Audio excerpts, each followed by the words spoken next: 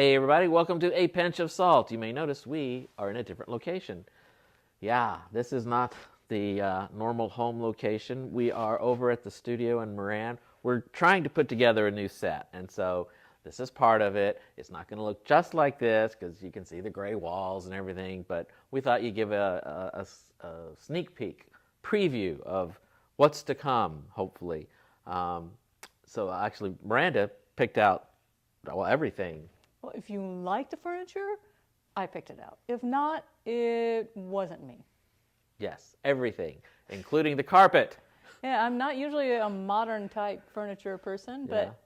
Which we got here, and then you're like, oh, I don't like that. It's like you picked, but please tell the audience why we didn't get your first choice of carpets. Well, I thought the rest of the furniture was relatively reasonably priced. Because it was $9,000. No, That's how it was. I didn't think $900 was terribly excessive for a carpet. Yeah. When you really liked it. Yeah. And it went perfectly with the set. We really liked it. Other people didn't want to spend $1,000 on a piece of fluff. Refused to get the perfect carpet. Yes, well, now we may be forced to because these are a little too busy. We're going to try and make it work. Can't find the perfect carpet anymore. Can't find it, no. Oh, well. Anyway, it's a memory just like, whew. So, yeah. It's all right. So later there'll be lights and there'll be a couple other things. But anyway, sneak peek. And who needs carpet? Yeah, who needs carpet? So anyway, this is supposed to be really short, so we'll keep it really short. This is a pinch of salt for your midweek pick-me-up. We are talking about Peter and the act of faith, specifically Peter walking on the water, or his temporary, walking on the water just for that brief few moments that he was successful at it.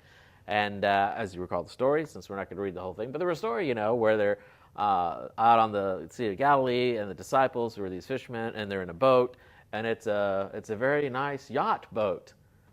Probably not. Probably not.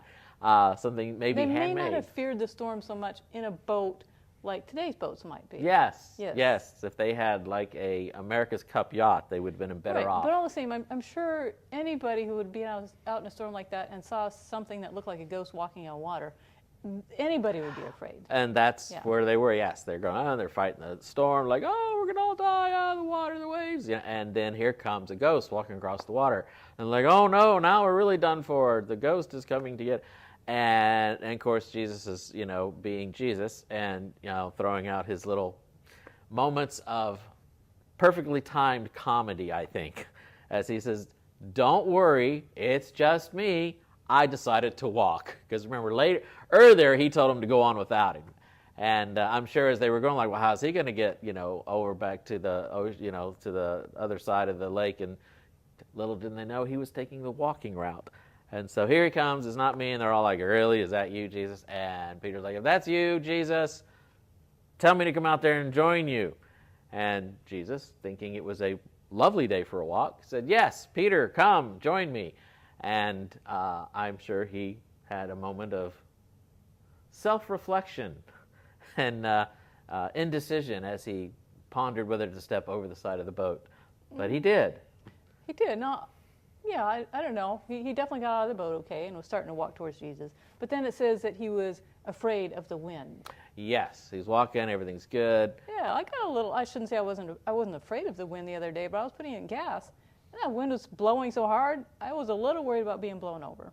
One more big gust, like a big gust, added to what was already blowing, and yeah. Well, when we were driving back, we were out on the road for a month. We were driving down to North Carolina because you remember it was raining hard, and there was times where the wind was blowing really strong. Yeah. And that can and then the trucks in front of you were don't fall on me, Yeah, I'll have to admit, I was almost to Cleburne, and before that, it wasn't really that windy, and all of a sudden, the car just kind of did that wavy thing. You're like, I hope that is the wind and not something wrong with the car. With the car, yes. Yeah, that's how it was in North Carolina. I was like, is this the car or the wind? And I looked at the trees and they're, okay, it's the wind. Because there was once when I blew a tire.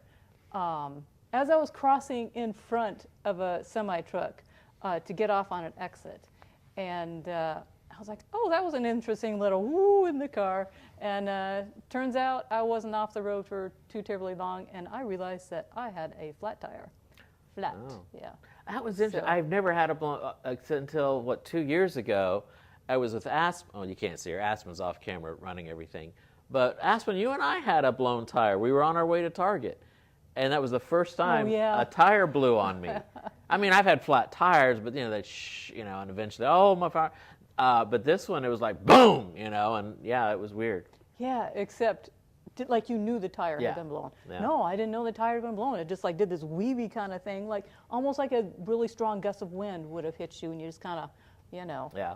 Yeah. So there was Peter with his blown tire trying to get across the Sea of Galilee, and and he, see how I weave that in? That's why I'm the master at this. And he, the wind got to him, the waves, as some say, the waves came to him and Jesus. He couldn't see Jesus anymore. And then he starts to go down, and he yells, Jesus, help me, save me. And then Jesus comes and lifts him up, and I think, oh, ye of little faith, but maybe that was somewhere else in the Bible. Anyway, as I've always heard that story, everyone's heard this 1,000 times, and it's always, it's like, see Peter's moment of a lack of faith, and a lot of times it's used that way. If he had just trusted Jesus, if he had just, and that's, you just kind of get that. Yeah, but she had a different thought. So trust Jesus more is the moral of the story, right? Right, but she thought different. Have more faith than Peter. Yeah. And so we get a little bit judgy about that. Oh, Peter didn't have enough faith. They get very self-conscious. Oh, look at Peter, I'm better. I would not have sunk. No, sirree. No, because, But I don't think that's really the point of the story. I think if you really took a look at it, and I have been reading some stuff about righteousness by faith recently, and so I'm having a lot of fun with that. And I applied that to this story because we say, because Jesus did say, oh, Peter, you lacked faith. How, why? But Peter certainly must have learned faith in this story because he did. He got to the point, like when he started to sink, he realizes that the only one who's going to save him is Jesus. It's either that or he's toast, because he can't walk on water by himself. And that's what righteousness by faith is. It is relying entirely on living out the words of God, which Peter had done. He said, hey, ask me to walk to you, or command me to walk to you. And so Jesus did, and that's what he was doing. Now momentarily he did probably, the winds came along and he got afraid. He was like, maybe this walking on water thing just isn't going to work so well. And that doubt, so he started to sink. And at that point in time, he had to realize that Jesus was the only one who could save him. He wasn't getting to Jesus, and he wasn't getting back to the boat on his own. And so he did the right thing. Yeah, absolutely.